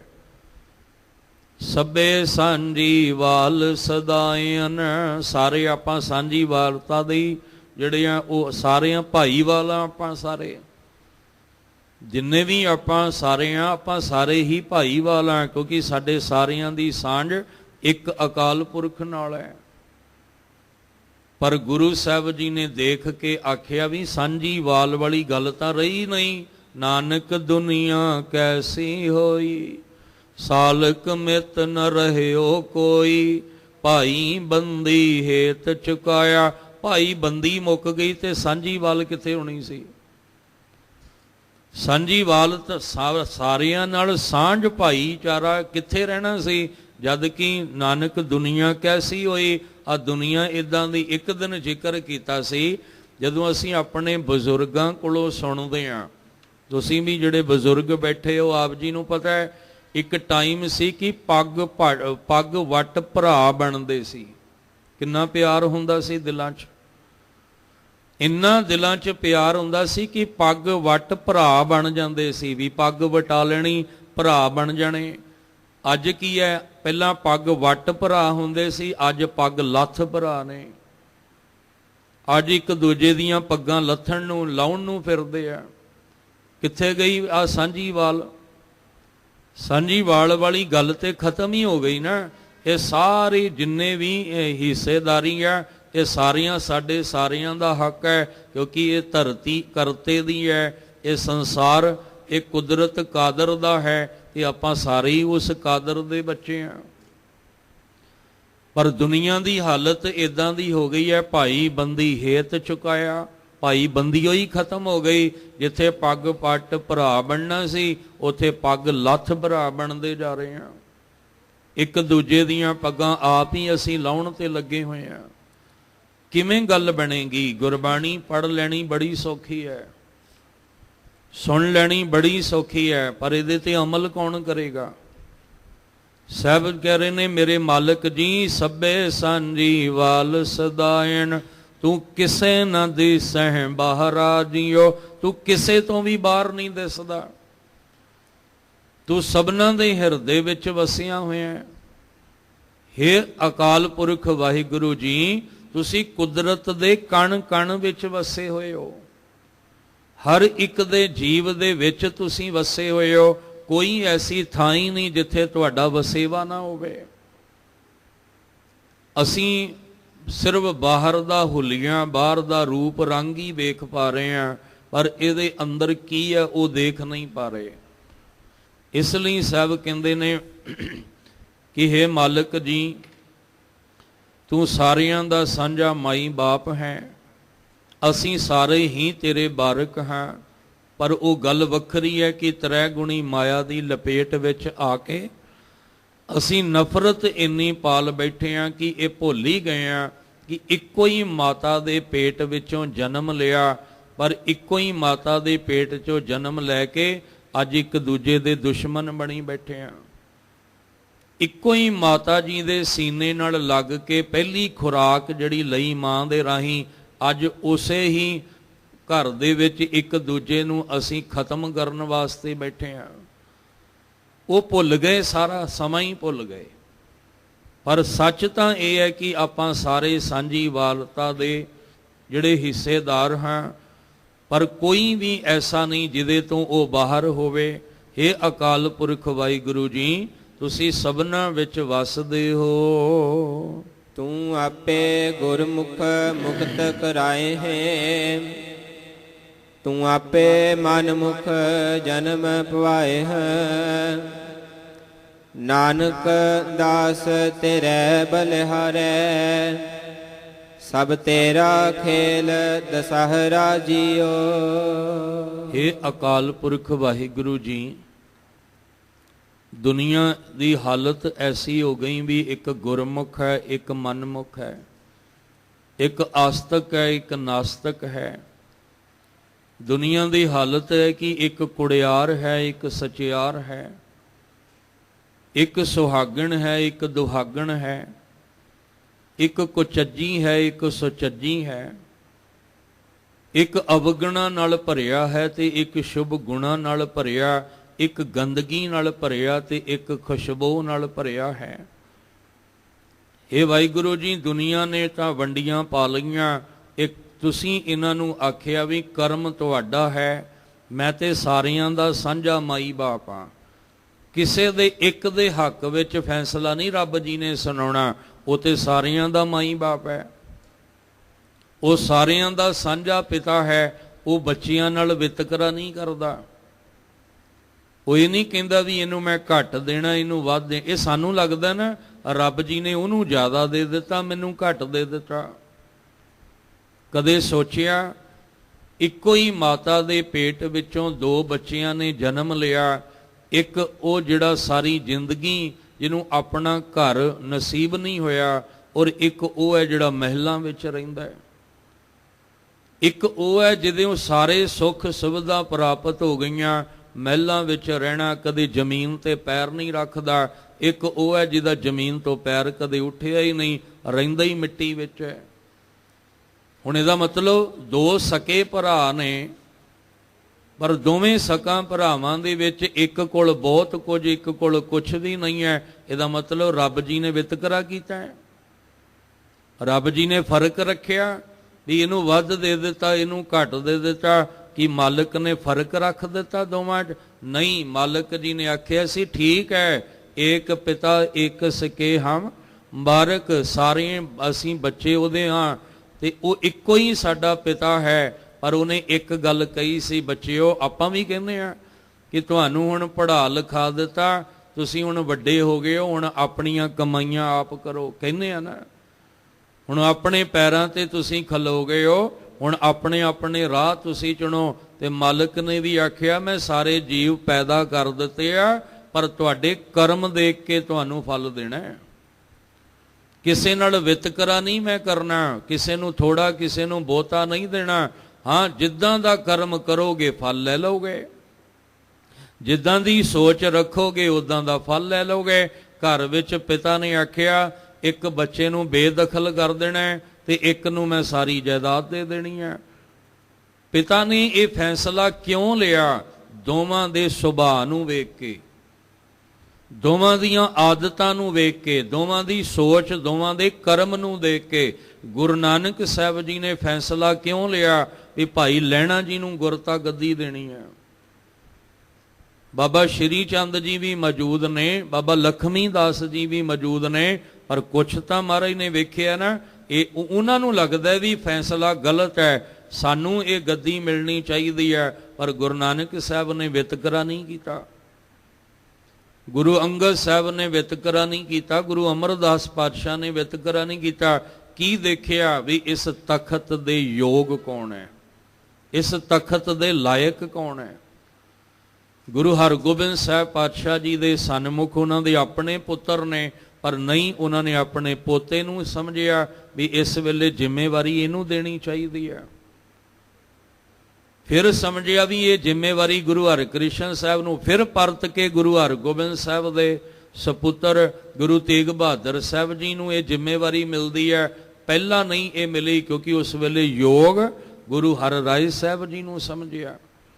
ਇਹ ਬੜੀ ਬਰੀਕੀ ਨਾਲ ਸਾਰੀਆਂ ਗੱਲਾਂ ਸਮਝਣੀਆਂ ਪੈਣੀਆਂ ਨੇ ਕਿ ਜੇ ਉਹ ਸਾਂਝ ਸਾਰਿਆਂ ਦਾ ਤੂੰ ਸਾਂਝਾ ਸਾਹਿਬ ਬਾਪ ਹਮਾਰਾ, ਤੇ ਫਿਰ ਇੱਕ ਨੂੰ ਥੋੜਾ ਤੇ ਇੱਕ ਨੂੰ ਬਹੁਤਾ, ਇੱਕ ਦੁਖੀ ਤੇ ਇੱਕ ਸੁਖੀ ਕਿਉਂ? ਅਸਲ ਵਿੱਚ ਬਾਪ ਸਾਡਾ ਜਿਹੜਾ ਨਾ, ਉਹ ਕਹਿੰਦਾ ਵੀ ਤੁਹਾਨੂੰ ਜਨਮ ਦੇ ਦਿੱਤਾ, ਤੁਹਾਨੂੰ ਸੰਸਾਰ ਵਿੱਚ ਮਨੁੱਖਾ ਜਨਮ ਦੇ ਦਿੱਤਾ। ਹੁਣ ਇੱਕ ਗੱਲ ਧਿਆਨ 'ਚ ਰੱਖ ਕੇ ਚੱਲਿਓ, ਮੰਦਾ ਚੰਗਾ ਆਪਣਾ ਆਪੇ ਹੀ ਕੀਤਾ ਪਾਵਣਾ। ਮੰਦਾ ਕਰੋਗੇ ਮੈਂ ਫਲ ਉਦਾਂ ਦਾ ਦੇ ਦਿਆਂਗਾ, ਚੰਗਾ ਕਰੋਗੇ ਫਲ ਉਦਾਂ ਦਾ ਦੇ ਦਿਆਂਗਾ। ਵਿਤਕਰਾ ਕਿਸੇ ਨਾਲ ਨਹੀਂ ਕਰਾਂਗਾ, ਜੋ ਕਰਮ ਕਰੋਗੇ ਉਦਾਂ ਦਾ ਫਲ ਲੈ ਲਓਗੇ। ਪਰ ਮੈਂ ਕਿਸੇ ਦੇ ਨਾਲ ਬੇਇਨਸਾਫੀ ਨਹੀਂ ਕਰਨੀ ਵੀ ਇੱਕ ਮੇਰਾ ਪੁੱਤਰ ਉੱਠ ਕੇ ਕਵੇ ਕਿ ਪਿਤਾ ਜੀ ਤੁਸੀਂ ਗਲਤ ਕੀਤਾ ਹੈ। ਮੈਂ ਕਿਸੇ ਨਾਲ ਗਲਤ ਨਹੀਂ ਕਰਨਾ। ਜੇ ਜ਼ਹਿਰ ਬੀਜ ਕੇ ਆਓਗੇ ਤਾਂ ਜ਼ਹਿਰ ਹੀ ਮਿਲਣੀ ਹੈ, ਕੰਡੇ ਬੀਜ ਕੇ ਆਓਗੇ ਤਾਂ ਕੰਡੇ ਹੀ ਚੁਗਣੇ ਪੈਣੇ ਆ। ਐਸਾ ਨਹੀਂ ਕਿ ਬੀਜੈ ਬਿਖ ਮੰਗੈ ਅੰਮ੍ਰਿਤ ਵੇਖੋ ਇਹ ਨਿਆਓ। ਤੁਸੀਂ ਜ਼ਹਿਰ ਬੀਜ ਕੇ ਆਓ, ਤੁਸੀਂ ਨਫ਼ਰਤ ਬੀਜ ਕੇ ਆਓ, ਤੁਸੀਂ ਮਾੜੇ ਕਰਮ ਕਰਕੇ ਆਓ ਤੇ ਆ ਕੇ ਕਹੋ ਵੀ ਸਾਡੀ ਝੋਲੀ ਵਿੱਚ ਅੰਮ੍ਰਿਤ ਫਲ ਪਾ ਦਿਓ। ਉਹ ਕਹਿੰਦੇ ਮੈਂ ਸਾਰਿਆਂ ਦਾ ਸਾਂਝਾ ਬਾਪ ਹਾਂ, ਮੈਂ ਤੇਰੇ ਨਾਲ ਇਹ ਤੈਨੂੰ ਅੱਜ ਜ਼ਹਿਰ ਬੀਜ ਕੇ ਆਇਆ, ਤੈਨੂੰ ਚੰਗਾ ਫਲ ਦੇ ਦਿਆਂ, ਤੇ ਦੂਜੇ ਨੇ ਰੋਸ ਕਰਨਾ ਵੀ ਇਨਸਾਫ ਕਿੱਥੇ ਮਿਲੇਗਾ। ਇਸ ਲਈ ਉਹ ਸਾਂਝਾ ਬਾਪ ਕਿਸੇ ਨਾਲ ਵਿਤਕਰਾ ਨਹੀਂ ਕਰਦਾ, ਮਾੜਾ ਨਹੀਂ ਕਰਦਾ। ਇਹ ਸਾਡੇ ਆਪਣੇ ਕਰਮ ਦਾ ਦੋਸ਼ ਹੈ। ਜੋ ਮੈਂ ਕੀਆ ਸੋ ਮੈਂ ਪਾਇਆ, ਦੋਸ਼ ਨਾ ਦੀਜੈ ਅਵਰ ਜਨਾ, ਇਹ ਸਾਡੇ ਆਪਣੇ ਕਰਮ ਦਾ ਦੋਸ਼ ਹੈ। ਉਹ ਕਦੇ ਕਿਸੇ ਦੇ ਨਾਲ ਵਿਤਕਰਾ ਨਹੀਂ ਕਰਦਾ। ਇਸ ਲਈ ਮਹਾਰਾਜ ਨੇ ਆਖਿਆ ਇੱਕ ਗੁਰਮੁਖ ਸੀ, ਤੇ ਜਿਹੜੇ ਗੁਰਮੁਖ ਸਨ ਗੁਰੂ ਚਰਨੀ ਲੱਗੇ ਹੋਏ, ਤੂੰ ਆਪੇ ਗੁਰਮੁਖ ਮੁਕਤ ਕਰਾਏ। ਤੂੰ ਉਹਨਾਂ ਨੂੰ, ਗੁਰਮੁਖਾਂ ਨੂੰ ਆਪ ਹੀ ਤੂੰ ਮੁਕਤ ਕਰ ਦਿੰਨਾ। ਕਾਮ ਕ੍ਰੋਧ ਲੋਭ ਮੋਹ ਅਹੰਕਾਰ ਤੋਂ, ਨਫ਼ਰਤ ਤੋਂ, ਈਰਖਾ ਬੁਰਿਆਈ ਤੋਂ, ਆਵਾ ਗਵਨ ਤੋਂ, ਸਾਰਿਆਂ ਤੋਂ ਤੂੰ ਆਪ ਮੁਕਤ ਕਰ ਦਿੰਨਾ। ਪਰ ਜਿਹੜਾ ਮਨ ਦਾ ਗੁਲਾਮ ਹੈ, ਮਨਮੁਖ, ਜਿਹੜਾ ਗੁਰੂ ਵਾਲਾ ਨਹੀਂ ਬਣਿਆ, ਦੋ ਹੀ ਗੱਲਾਂ ਨੇ ਨਾ, ਗੁਰਮੁਖ ਲਾਹਾ ਲੈ ਗਏ, ਮਨਮੁਖ ਚੱਲੇ ਮੂਲ ਗਵਾਏ ਦਿਓ। ਕਿਉਂਕਿ ਮਨਮੁਖ ਨਹੀਂ ਤੁਰਿਆ ਗੁਰੂ ਦੇ ਰਾਹ ਤੇ।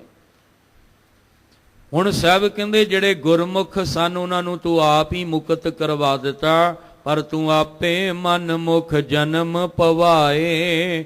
ਜਿਹੜੇ ਮਨ ਦੇ ਗੁਲਾਮ ਸਨ, ਮਨਮੁਖ, ਉਹਨਾਂ ਨੂੰ ਜਨਮ ਵਿੱਚ ਪਾ ਕੇ, ਉਹਨਾਂ ਨੂੰ ਭਟਕਣਾ ਵਿੱਚ ਪਾ ਕੇ ਤੂੰ ਆਪ ਹੀ ਉਸ ਪਾਸੇ ਛੱਡ ਦਿੱਤਾ। ਪਰ ਮਨਮੁਖ ਦਾ ਆਪਣਾ ਕਰਮ ਹੈ, ਗੁਰਮੁਖ ਦਾ ਆਪਣਾ ਕਰਮ ਹੈ।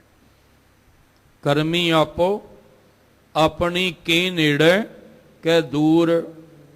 ਕਈ ਮਾਂ ਬਾਪ ਇਹ ਵੀ ਦੇਖੇ ਨੇ, ਉਹ ਕਹਿੰਦੇ ਭਾਵੇਂ ਇਹ ਸਾਡੇ ਹੀ ਢਿੱਡਿਓਂ ਜੰਮਿਆ ਹੋਇਆ ਪੁੱਤਰ ਹੈ, ਪਰ ਅਸੀਂ ਇਹਦੀ ਸ਼ਕਲ ਨਹੀਂ ਦੇਖਣਾ ਚਾਹੁੰਦੇ, ਅਸੀਂ ਇਹਦੇ ਘਰ ਵੀ ਨਹੀਂ ਜਾਣਾ ਚਾਹੁੰਦੇ, ਅਸੀਂ ਇਸ ਪੁੱਤਰ ਦੇ ਘਰ ਰਵਾਂਗੇ ਕਿਉਂਕਿ ਇਹ ਸਾਡਾ ਪੁੱਤਰ ਬੜਾ ਲਾਇਕ ਹੈ।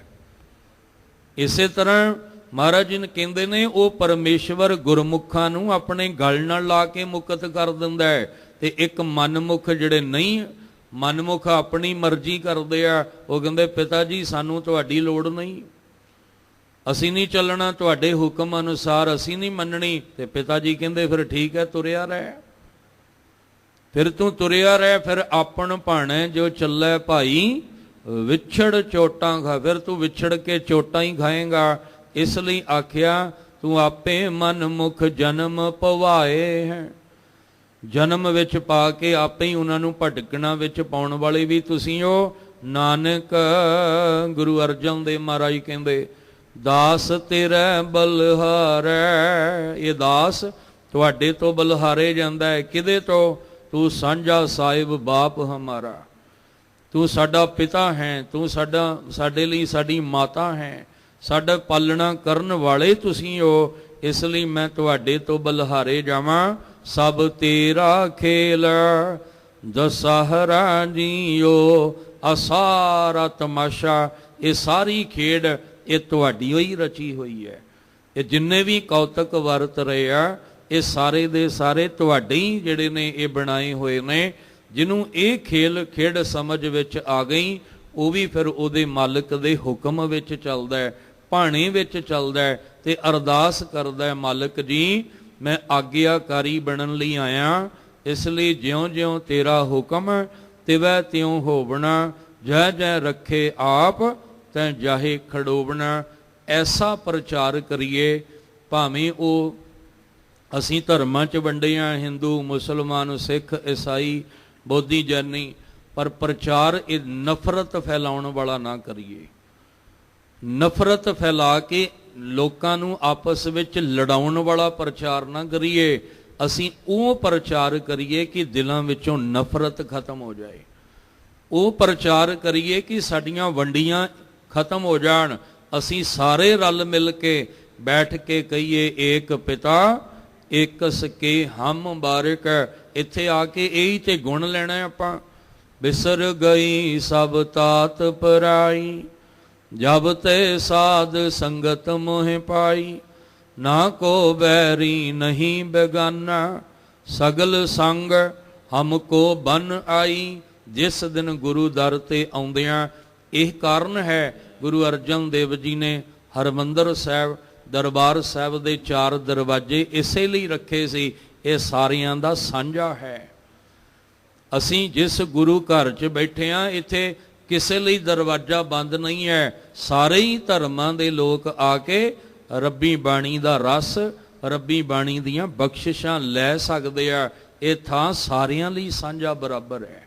ਗੁਰੂ ਪਾਤਸ਼ਾਹ ਕਿਰਪਾ ਕਰਨ, ਜਿੱਥੇ ਆਪ ਜੀ ਨੇ ਇਹ ਪਾਵਨ ਸ਼ਬਦ ਦੀ ਵਿਚਾਰ ਨੂੰ ਸਮਝਣ ਦਾ ਯਤਨ ਕੀਤਾ ਹੈ, ਉੱਥੇ ਅੱਜ ਦੂਸਰੇ ਪਾਤਸ਼ਾਹ ਧੰਨ ਧੰਨ ਗੁਰੂ ਅੰਗਦ ਸਾਹਿਬ ਮਹਾਰਾਜ ਜੀ ਦਾ ਪਾਵਨ ਪ੍ਰਕਾਸ਼ ਪੁਰਬ ਹੈ।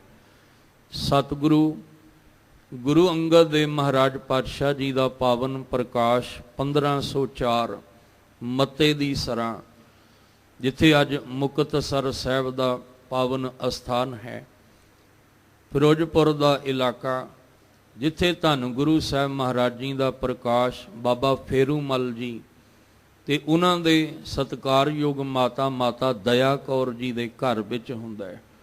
ਧੰਨ ਧੰਨ ਪਿਤਾ, ਧੰਨ ਧੰਨ ਕੁਲ, ਧੰਨ ਧੰਨ ਸੋ ਜਨਨੀ ਜਿਨੇ ਗੁਰੂ ਜਣਿਆ ਮਾਏ। ਬਚਪਨ ਦੇ ਵਿੱਚ ਨਾਮ ਜਿਹੜਾ ਰੱਖਿਆ ਉਹ ਭਾਈ ਲਹਿਣਾ ਹੈ।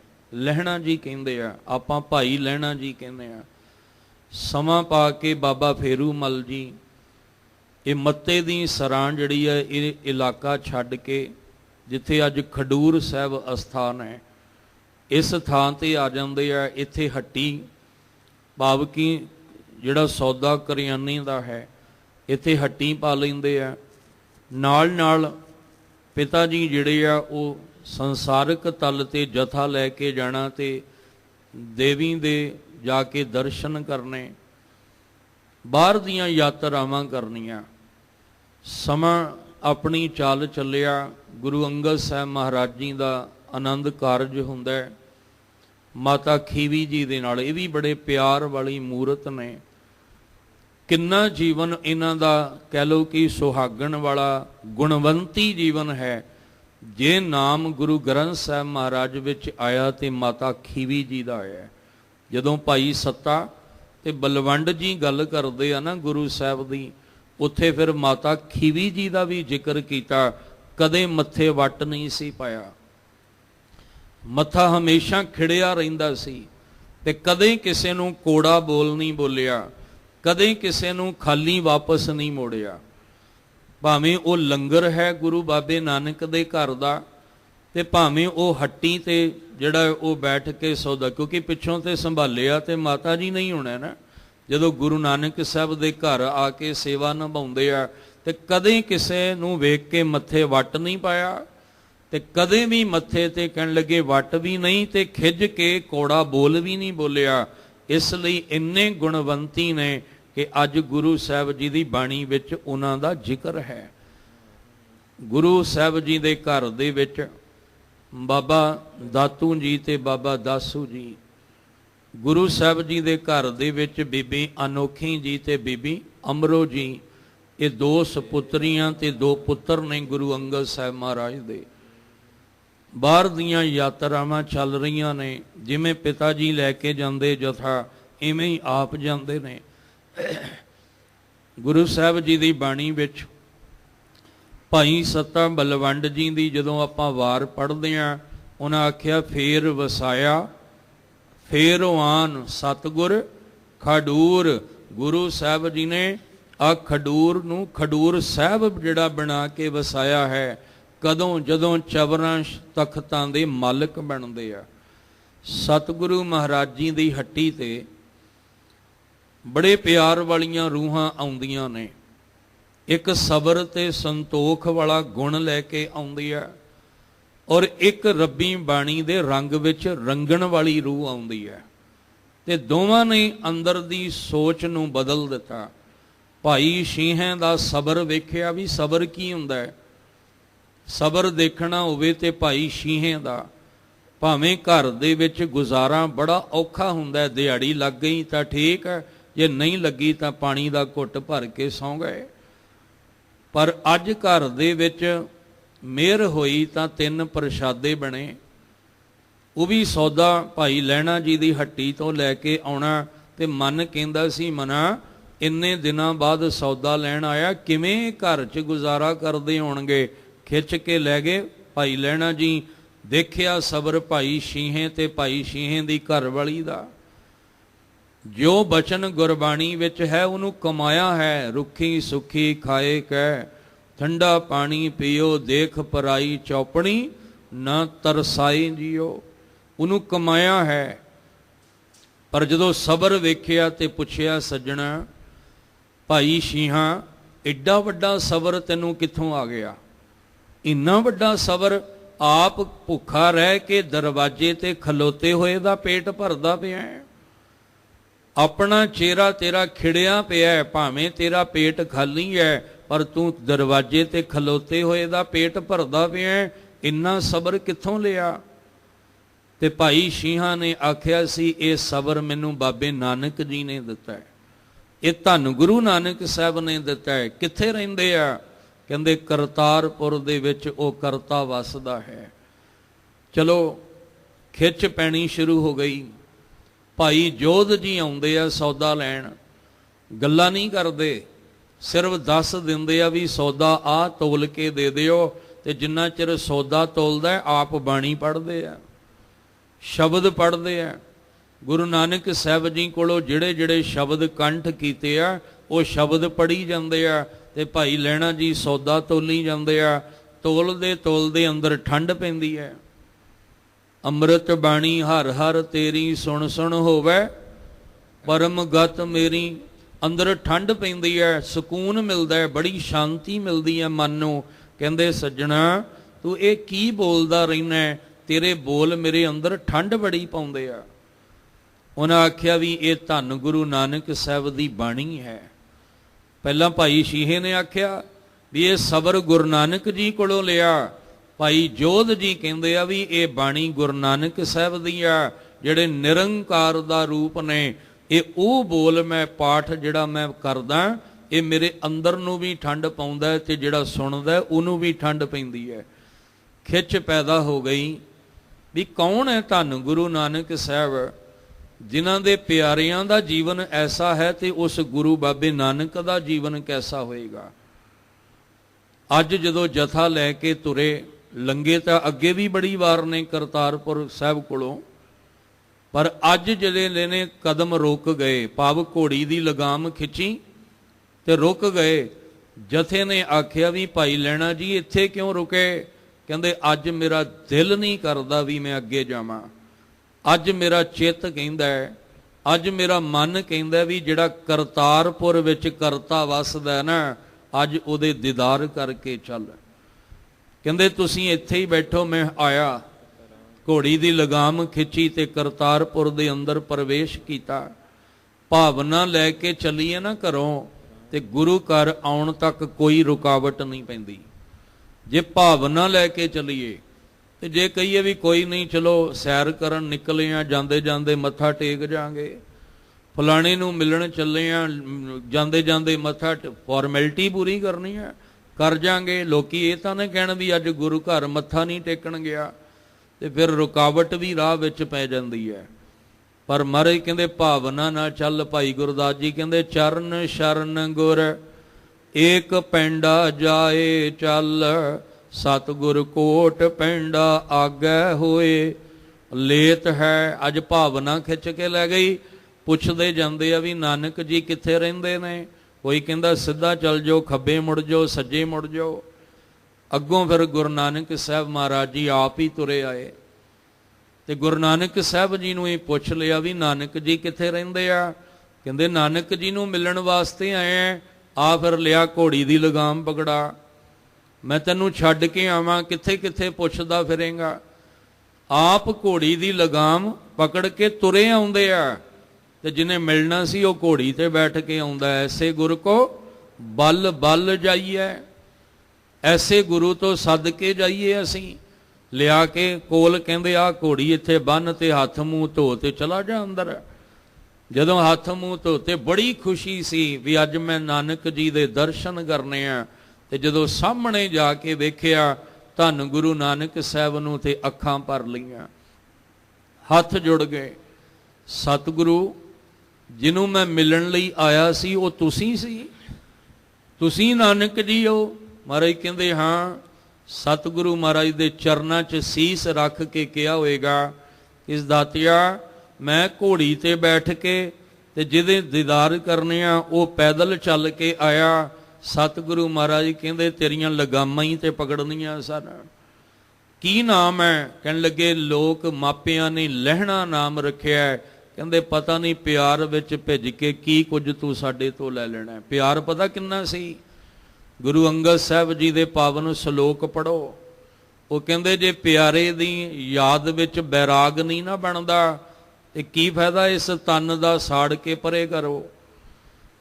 ਅੰਦਰ ਜੇ ਉਹਦੇ ਪਿਆਰੇ ਦੀ ਯਾਦ ਨਹੀਂ ਬਣਦੀ ਤਾਂ ਇਸ ਲਈ ਕਹਿਣ ਲੱਗੇ ਅੰਦਰ ਨਾਨਕ ਜਿਸ ਪਿੰਜਰ ਮੈਂ ਬਿਰਹਾ ਨਹੀਂ ਸੋ ਪਿੰਜਰ ਲੈ ਜਾਰ। ਗੁਰੂ ਅੰਗਦ ਸਾਹਿਬ ਜੀ ਦੇ ਪਾਵਨ ਸ਼ਲੋਕ ਵਿੱਚ ਇਹ ਬਚਨ ਹੈ। ਕਹਿੰਦੇ ਜਿਸ ਪਿੰਜਰ, ਪਿੰਜਰ ਕੀ ਹੈ? ਹਾਡ ਮਾਸ ਨਾੜੀ ਕੋ ਪਿੰਜਰ। ਇਹਦੇ ਵਿੱਚ ਪ੍ਰਭੂ ਨੂੰ ਮਿਲਣ ਦਾ ਬਿਰਹਾ ਹੀ ਨਹੀਂ ਅੰਦਰ ਬਣਿਆ ਤੇ ਸੋ ਪਿੰਜਰ ਲੈ ਜਾਰ। ਉਸ ਪਿੰਜਰੇ ਨੂੰ ਆਪਾਂ ਕੀ ਕਰਨਾ? ਜਿਹੜਾ ਦੁਨੀਆ ਨੂੰ ਮਿਲਣ ਲਈ ਤੜਪਦਾ ਪਰ ਪਿਆਰੇ ਨੂੰ ਮਿਲਣ ਵਾਸਤੇ ਨਹੀਂ ਤੜਪਦਾ। ਜੋ ਸਿਰ ਸਾਈਂ ਨਾ ਨਿਵੈ ਸੋ ਸਿਰ ਦੀਜੈ ਡਾਰ। ਨਾਨਕ ਜਿਸ ਪਿੰਜਰ ਮੈਂ ਬਿਰਹਾ ਨਹੀਂ ਸੋ ਪਿੰਜਰ ਲੈ ਜਾਰ। ਫਿਰ ਉਹਨਾਂ ਨੇ ਆਖਿਆ ਜਿਸ ਪਿਆਰੇ ਸਿਉ ਨੇਹੋ ਤਿਸ ਆਗੈ ਮਰ ਚੱਲੀਐ ਧ੍ਰਿਗ ਜੀਵਨ ਸੰਸਾਰ ਤਾਂ ਕੇ ਪਾਛੈ ਜੀਵਣਾ। ਇੰਨਾ ਪਿਆਰ ਗੁਰੂ ਸਾਹਿਬ ਨਾਲ ਪੈ ਗਿਆ। ਗੁਰੂ ਸਾਹਿਬ ਜੀ ਦੇ ਚਰਨਾਂ ਵਿੱਚ ਹੀ ਇੱਕ ਰਾਤ ਮਸਾਂ ਘਰ ਕੱਟੀ ਫਿਰ ਆ ਗਏ ਤੇ ਇੰਨੀ ਭਾਵਨਾ ਨਾਲ ਸੇਵਾ ਨਿਭਾਈ ਜਿਵੇਂ ਅੱਜ ਦੇ ਬਚਨਾਂ ਵਿੱਚ ਗੁਰੂ ਅਰਜਨ ਦੇਵ ਪਾਤਸ਼ਾਹ ਨੇ ਆਖਿਆ ਸੋ ਕੰਮ ਸੁਹੇਲਾ ਜੋ ਤੇਰੀ ਘਾਲੀ। ਉਹ ਕੰਮ ਬੜਾ ਸੌਖਾ ਹੈ। ਸਿਰ ਤੇ ਘਾਹ ਦੀ ਪੰਡ ਛਿੱਕੜ ਨਾਲ ਲਿਬੜੀ ਹੋਈ ਪੰਡ ਸਿਰ ਤੇ ਚੁੱਕ ਲਈ।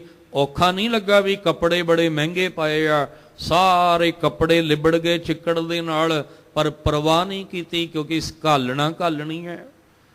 ਕੁਝ ਲੈਣਾ ਹੈ ਗੁਰੂ ਨਾਨਕ ਸਾਹਿਬ ਦੇ ਘਰ ਵਿੱਚੋਂ।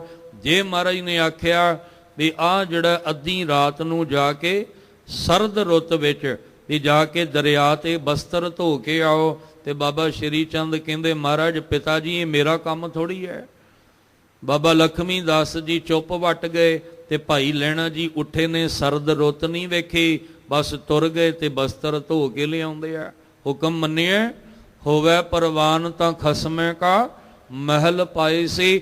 ਹੁਕਮ ਮੰਨਦੇ ਇੰਨਾ ਆਪਣਾ ਆਪਾ ਸਮਰਪਣ ਕਰ ਦਿੱਤਾ। ਮਹਾਰਾਜ ਜੀ ਕਹਿੰਦੇ ਮੁਰਦਾ ਖਾਏਗਾ? ਤੇ ਭਾਈ ਲਹਿਣਾ ਜੀ ਕਹਿੰਦੇ ਮਹਾਰਾਜ ਜੇ ਤੁਸੀਂ ਕਹੋਗੇ ਤੇ ਮੁਰਦਾ ਵੀ ਖਾ ਲਾਂਗਾ। ਉਹ ਕਿਹੜਾ ਮੁਰਦਾ ਸੀ? ਪਹਿਲਾ ਮਰਨ ਕਬੂਲ ਜੀਵਨ ਕੀ ਛੱਡਿਆਸ ਹੋ ਸਭਨਾ ਕੀ ਰਹਿਣ ਕਾ ਤਉ ਆਓ ਹਮਾਰੇ ਪਾਸ। ਮੁਰਦਾ ਖਾਣ ਦਾ ਮਤਲਬ ਸੀ ਆਪਣਾ ਆਪਾ ਅੰਦਰ ਮਿਟਾ ਦੇਗਾ, ਆਪਣੇ ਅੰਦਰ ਦੀ ਹਉਮੈ ਨੂੰ ਖਤਮ ਕਰ ਸਕੇਗਾ। ਤੇ ਮਹਾਰਾਜ ਜੀ ਜੇ ਤੁਸੀਂ ਕਹੋਗੇ ਤੇ ਹਉਮੈ ਨੂੰ ਖਾ ਜਾਣਾ, ਇਸ ਮੁਰਦਾ ਆਪਣੇ ਆਪ ਨੂੰ ਮੁਰਦਾ ਕਰ ਲੈਣਾ। ਤੇ ਗੁਰੂ ਮਹਾਰਾਜ ਨੇ ਗਲ ਨਾਲ ਲਾ ਕੇ ਆਖਿਆ ਸੀ ਤੂੰ ਅੱਜ ਲਹਿਣਾ ਨਹੀਂ ਰਿਹਾ, ਅੱਜ ਸਭ ਕੁਝ ਲੈ ਕੇ ਤੂੰ ਗੁਰੂ ਅੰਗਦ ਦੇ ਪਾਤਸ਼ਾਹ ਬਣ ਗਿਆ।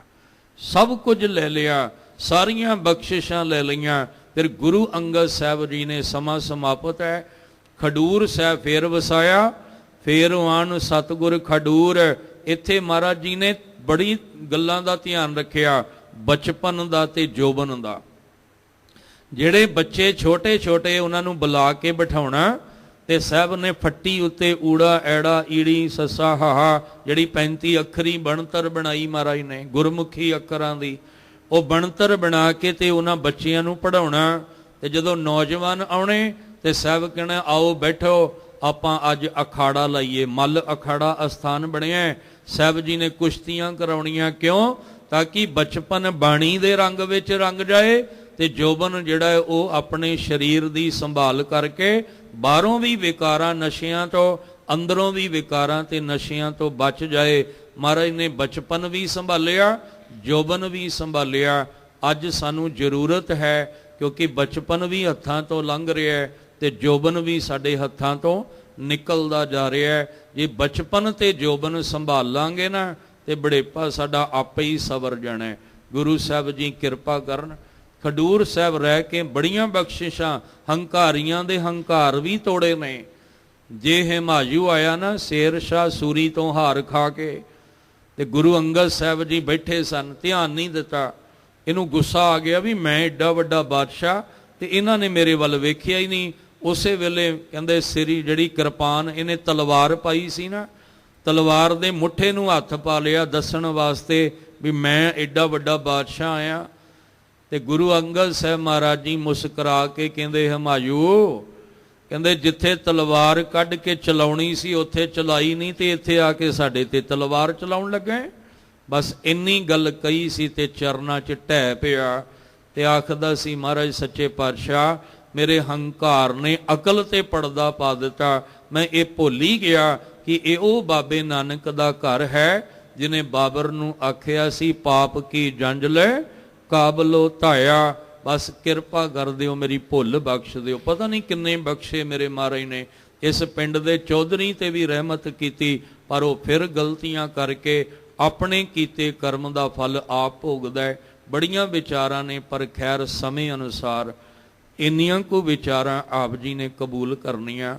ਆਪ ਸਮੁੱਚੀ ਸਾਧ ਸੰਗਤ ਨੂੰ ਗੁਰਦੁਆਰਾ ਦੂਖ ਨਿਵਾਰਨ ਸਾਹਿਬ, ਸਮੁੱਚੀ ਪ੍ਰਬੰਧਕ ਕਮੇਟੀ ਵੱਲੋਂ ਧੰਨ ਧੰਨ ਗੁਰੂ ਅੰਗਦ ਸਾਹਿਬ ਮਹਾਰਾਜ ਜੀ ਦੇ ਪਾਵਨ ਪ੍ਰਕਾਸ਼ ਪੁਰਬ ਦੀਆਂ ਬਹੁਤ ਬਹੁਤ ਆਪ ਜੀ ਨੂੰ ਵਧਾਈਆਂ ਨੇ।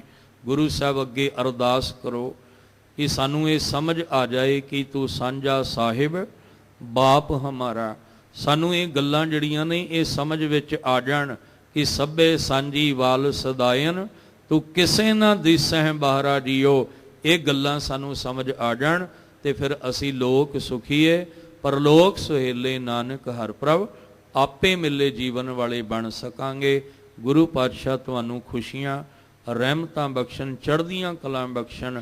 ਇਸ ਅਸਥਾਨ ਦੇ ਉੱਤੇ ਜਿੱਥੇ ਬਾਣੀ ਦੇ ਪ੍ਰਵਾਹ ਚੱਲਦੇ ਆ, ਉੱਥੇ ਅੰਮ੍ਰਿਤ ਸੰਚਾਰ ਗੰਡੇ ਦੀ ਪਹੁਲ ਵੀ ਤਿਆਰ ਹੁੰਦੀ ਹੈ। ਜਿਹੜੇ ਅੰਮ੍ਰਿਤ ਦੇ ਅਵਲਾਖੀ ਨੇ ਉਹ ਸਮੇਂ ਸਿਰ ਪਹੁੰਚ ਕੇ ਸਤਿਗੁਰੂ ਦੀਆਂ ਰਹਿਮਤਾਂ ਪ੍ਰਾਪਤ ਕਰੋ। ਤੇ ਜਿਨ੍ਹਾਂ ਦਾ ਮਨ ਹਜੇ ਨਹੀਂ ਮੰਨਿਆ, ਅਰਦਾਸ ਕਰੋ ਕਿ ਮਹਾਰਾਜ ਜੀ ਅਸੀਂ ਵੀ ਗੁਰੂ ਵਾਲੇ ਬਣ ਕੇ ਤੁਹਾਡੀਆਂ ਖੁਸ਼ੀਆਂ ਲੈ ਸਕੀਏ। ਅੱਜ ਦੀ ਵਿਚਾਰ ਕਰਦਿਆਂ ਬੇਅੰਤ ਭੁੱਲਾਂ ਹੋਈਆਂ ਨੇ, ਸਤਿਗੁਰੂ ਬਖਸ਼ ਕੇ ਮੇਰ ਦਾ ਹੱਥ ਰੱਖਣ। ਗੁਰੂ ਅਰਜਨ ਦੇਵ ਪਾਤਸ਼ਾਹ ਜੀ ਦੇ ਪਾਵਨ ਬਚਨ ਆਪਣੇ ਹਿਰਦੇ ਦੇ ਅੰਦਰ ਵਸਾ ਲਈਏ ਜੀ। ਤੂੰ ਆਪੇ ਗੁਰਮੁਖ ਮੁਕਤ ਕਰਾਏ, ਤੂੰ ਆਪੇ ਮਨਮੁਖ ਜਨਮ ਪਵਾਹੇ। ਨਾਨਕ ਦਾਸ ਤੇਰੇ ਬਲਿਹਾਰੈ, ਸਭ ਤੇਰਾ ਖੇਲ ਦਸਹਰਾ ਜੀਓ। ਵਾਹਿਗੁਰੂ ਜੀ ਕਾ ਖਾਲਸਾ, ਵਾਹਿਗੁਰੂ ਜੀ ਕੀ ਫਤਿਹ।